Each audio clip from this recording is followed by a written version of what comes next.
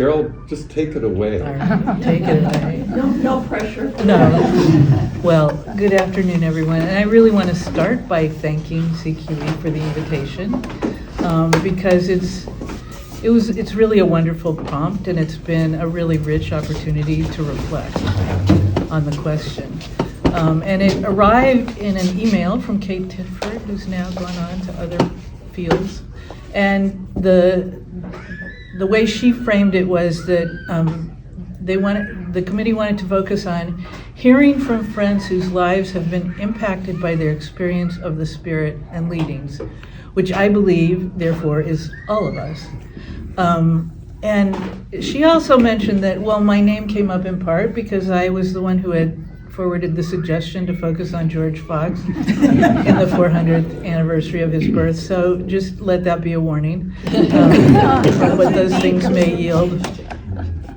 I do want to reflect a little bit more about this in relation to George Fox,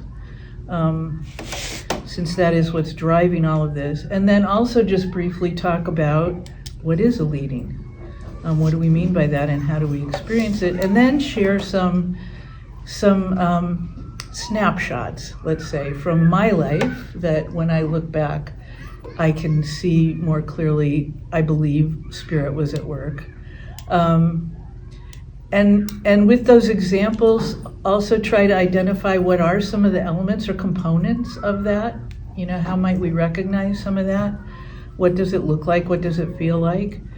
And then I wanted to end, again, and maybe briefly, but talking about the kind of practices that can strengthen our capacity to identify, to recognize, receive, and live into leadings that we receive. So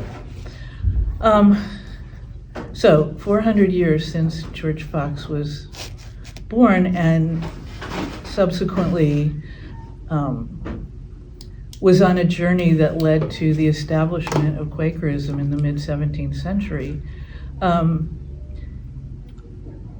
I think I should preface all this by saying I am not well versed in the life of George Fox. I haven't read his journals, but I think we know most of the origin stories, most of us here. And what caught my attention is the fact that Quakerism was born out of tremendous personal turmoil and upheaval that he experienced, that he was so disquieted by practices around him and the role of the church and the government, and I think how he felt that it was just missing the mark spiritually and in terms of the kind of life he was seeking to lead.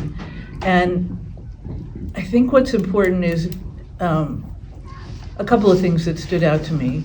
One, that he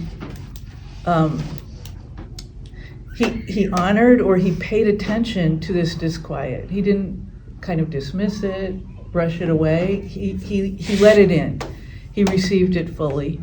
And it was very uncomfortable and difficult. He went through periods of depression. He cut off from his family and community. He spent years just kind of roaming from place to place and talking to people and exploring and trying to come to some kind of clearness about how to answer this unrest that he felt. And again, if you recall the origin story, there came a moment where he heard the voice, and it was a moment of revelation. And things, kind of what we know as Quakerism, and most essentially this idea that there's something of the divine within each of us that we can each directly access. And that is, such a pivotal foundation of Quakerism, of our beliefs and our practices. But I think we often focus on that and don't always widen the lens to take into that process that led up to that moment of revelation. And that I think in my reflection, that it's equally important that we pay attention to that process. because it was a leading, and it can teach us a lot about how we interact with the Spirit and receive the guidance of the Spirit in big matters and small in our lives.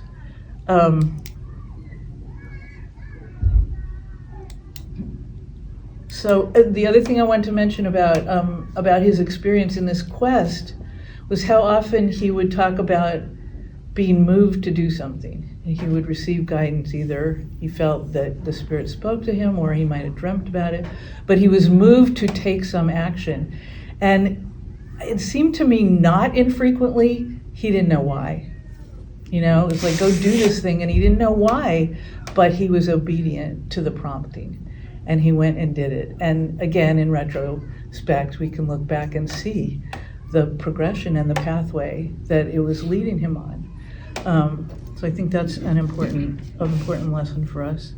And the takeaway, I think, is essentially the possibility of being moved and guided by the Spirit in how to live lives of integrity and meaning. So briefly, what is a leading? And I like this idea of being under the guidance or prompting of the Spirit. And with that in mind, I think what's most familiar to us, that we probably have all shared, is what it feels like when you're prompted to share a message during worship. It's that still kind of agitation, physical sensation. I'm sure you've had the experience of trying to resist it and saying, like, I don't want to do this. And the agitation continues, and you have to decide whether you're going to respond or not. And sometimes, even without deciding, you're just propelled to your feet. And I think that's sort of encapsulates a lot of what the leading is definitely under the prompting of the Spirit in those situations.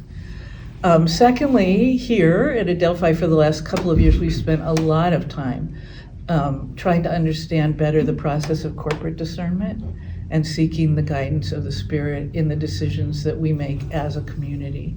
And I think we've explored a lot of that, about how we have to act and prepare ourselves and come together and then wait for the Spirit's guidance.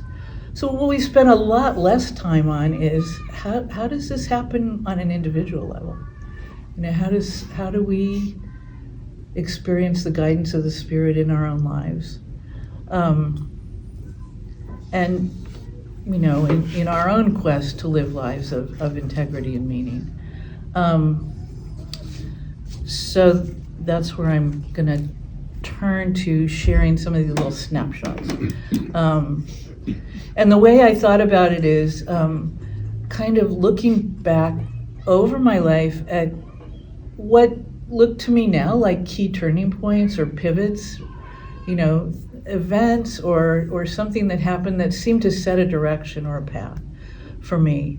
And it definitely seems easier to identify that and dissect it a little bit in retrospect than it does, the closer it gets to us. I think when we're in the midst of it, it can be a lot harder to see. So let me just, I'm hoping I have time for 3. So let me start with, in my life, have had a deep and abiding interest and commitment to Latin America and to a U.S. policy that's peaceful and supports development and so on.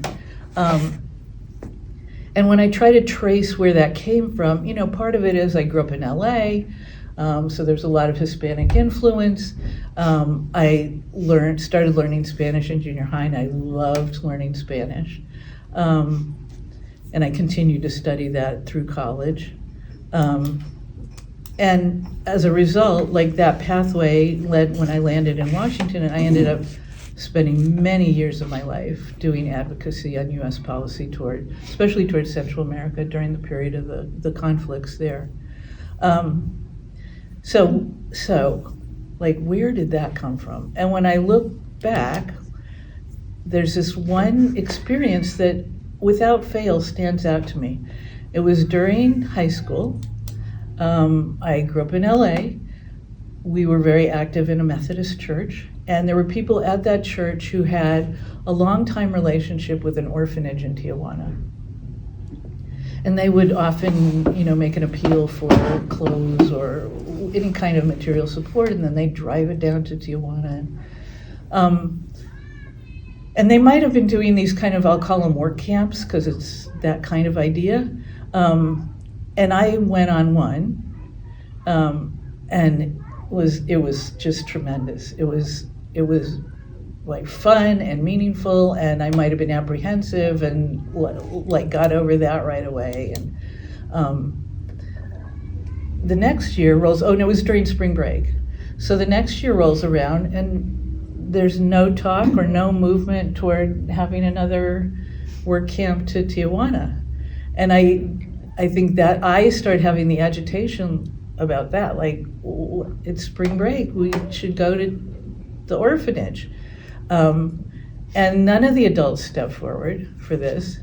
And I think if I look back on it, I probably was pretty annoying about it, like insisting that we had to do this. And in the end, it was the youth that organized the event, recruited the chaperones, organized fundraising events to help support the cost, corresponded with the orphanage to make all the arrangements, and we did it. And it was, I haven't figured out how much of the fact that it was our initiative made it that much more meaningful, but that week, I really deeply experienced the excitement and the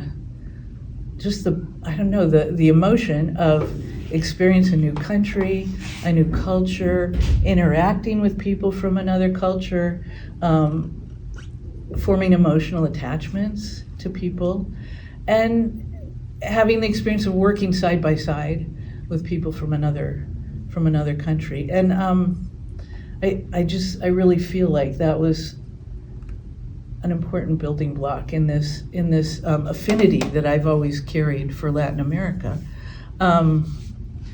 So when I try to look back over, well, how was the Spirit working there? First, there was the prompting and this idea like, spring break is coming, how come we're not organizing the work camp? And it stuck with me. And the second was also following through on that, paying attention, following through, convincing the adults that this was something. I mean, I have to say, when I think about it now, I think, like, if we saw our kids taking the initiative to organize this, we'd be thrilled, wouldn't we? I mean, we did try to do the go forth and fund some of that stuff. And then a question, and I think both of those are elements of promptings or leadings. And then importantly, there's always testing. Like the prompting comes, you spend time trying to understand it, you, in many cases, wait for it to become clearer. As it becomes clearer, there has to be a process of testing it to see if it's truly a leading. In this case, as best I can tell, the testing was whether or not we were actually able to do it. Was it meant to be? Did things align? And they did. All right, so how are we doing? 8 minutes left. Oof. Okay. A second one, I'm going to try and make this shorter. The other, my other, I'll say, lifelong focus on social justice and about making social change. Like, how do you bring about social change? All right, very quickly. In undergrad, I was in a social work program. The conventional wisdom in the social work school in those days is there's 3 parts, 3 streams of social work: individual, sort of therapy, group, also often therapy, and third, community, especially community organizing. And so when the curriculum is the first semester is individual, and the second semester is group, and that's it. So that's where the prompting came, and the disquiet and the agitation was like, what happened to community? This is why I wanted to do this. So I think, trying to figure out whether I should change majors or how to satisfy this agitation that I was feeling. And then out of nowhere, we got this new faculty member who was a very renowned professor, Puerto Rican, who landed at San Diego State by a complete fluke of the fact that she was asthmatic and needed to locate to that climate. And she was a total agitator. And so she looked around and also sized up the situation and called a meeting of any of the students that wanted to get together to talk about this. And I'd only heard like little murmurings about this and trying to figure out where it was going to be, what time, how to get myself there. And I arrived at the place and it wasn't there, and now I'm getting late, and we didn't have cell phones in those days, so how do I track down the information? But I remember experiencing then, and I always can feel it in retrospect, is I was totally driven. There's no way I was going to give up on getting to this meeting. And I did get there, and it turned out to be really pivotal. I think the students that came to that particular meeting became like the inner circle of this professor and the few other professors that were with us. We got such an education on community organizing and social change. And so looking again at the elements of that, I think we see the prompting again, but persistence. I think persistence and perseverance is really one of the identifiable elements of a leading. And then again, obedience, like following the leading, not walking away from it, and often kind of a drive or a feeling of being compelled. So I just want to get in one other short one because it's important, and that is the decision to become a member of the Religious Society of Friends, which clearly has been one of the most important things for me in my life. So we've been attending for several years, and the question of membership, was sort of in the ether, but I had to say there wasn't then, and I think we've agreed there isn't much now, guidance within the meeting about membership and why it's important and how to go about it and so on. So it was just sort of hanging out there as an idea. I think Ruben and I had the assumption that at some point we would join, but we hadn't taken any action. And then in the early 90s, I participated in this hemispheric gathering of Protestant churches in Cuba. And we had this incredible opportunity to talk to these people, church members, who had been so persecuted for their faith. In the period following the revolution, the believers were punished. I mean, they were in work camps. They never got the good jobs. They were regularly discriminated against. And interestingly, it was just at the time that we were there that the Communist Party had decided that you could be a believer and a member. And the case that led to that decision was brought by a Quaker. So all of that kind of worked on me. And I came home really asking myself, how important is this to me? Like, would I be willing? Is it important enough that I would accept the experience that they had because I would be unwilling to give up the public affirmation of my faith? And if it's true, then why aren't you a member? And it was such a powerful testimony, and in fact, that's why I decided to become a member. And in that case, I think part of what's interesting is two things. One, that it was already out there, so it's sort of attuned, or my thoughts were already in some way focused on this, not acutely, but it was out there and kind of receptive. And then the testimony of these individuals and talking about what they had experienced and how joyful they still were about their lives and how things were getting better and just generous and joyful, and it was an incredible testimony. And so I think it was coming to it with something of an expectant posture, and then receiving this testimony through others. And I think it's important because I think sometimes we experience the guidance or the prompting coming directly from Spirit, and sometimes it's seeing how Spirit's working in other people. All right, so just really quickly, maybe as a kind of a sum up of this, the elements that I was able to identify in these little snapshots was, again, this feeling, some feeling of agitation, disquiet, a question, an unanswered question, some sense of being moved in some way. And this can be an experience directly with the Spirit or through others. I think often the question of perseverance, like it can be difficult to follow through. And following the guidance and the leading will often depend on being able to stick with it. And then one that I think we talk about, but is so important, is about patience.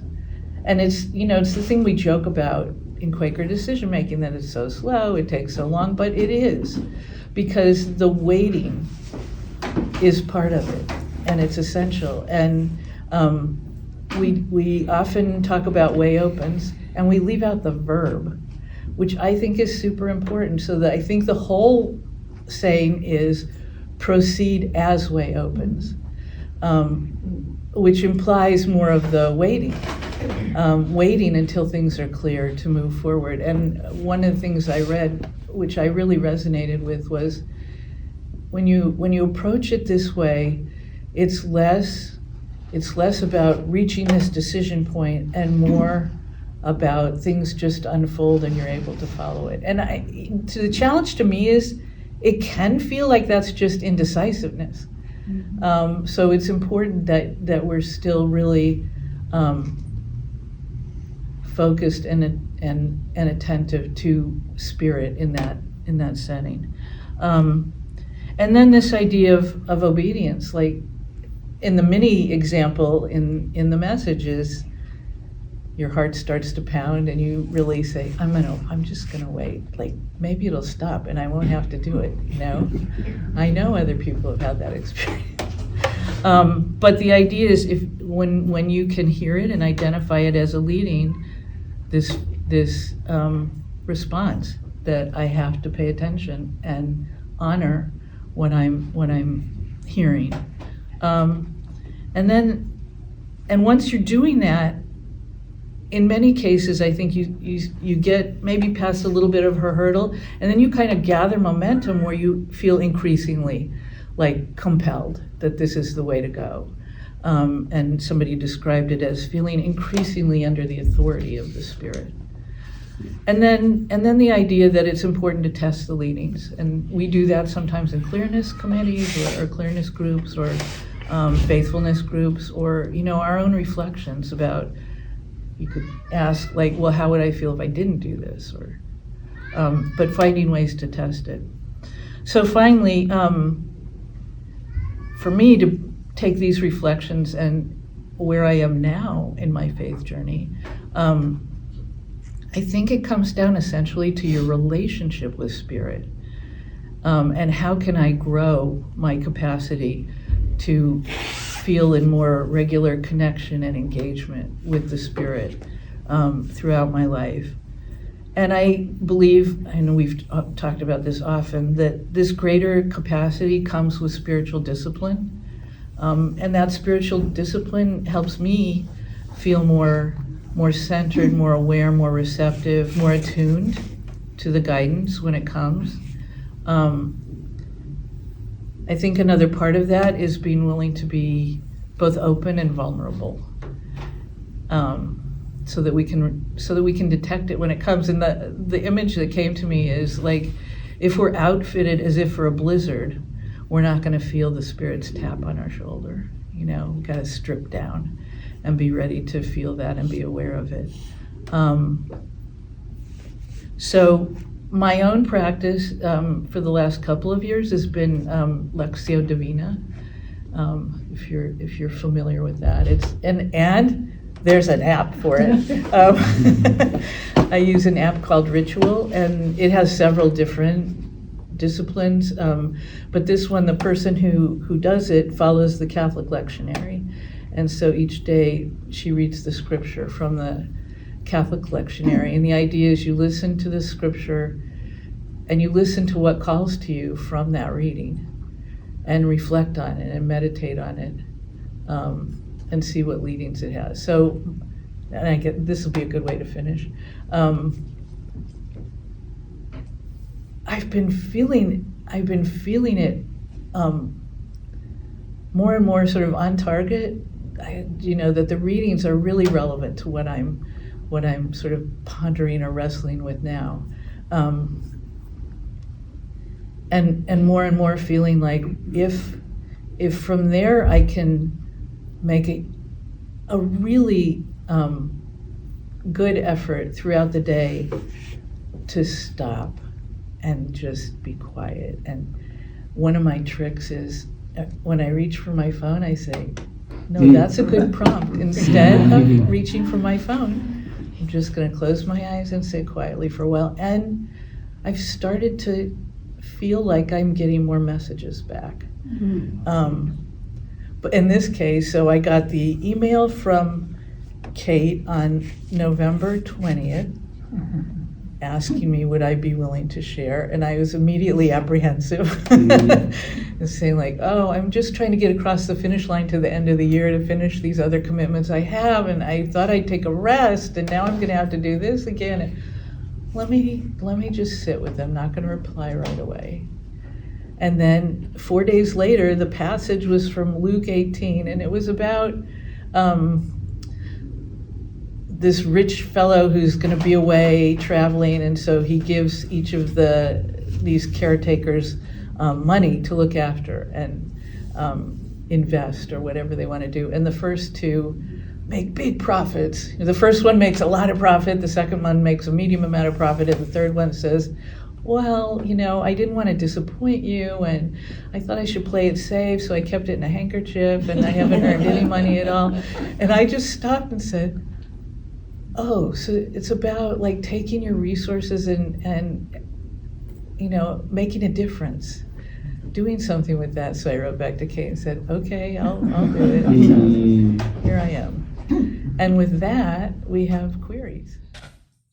The first one is, when you think back on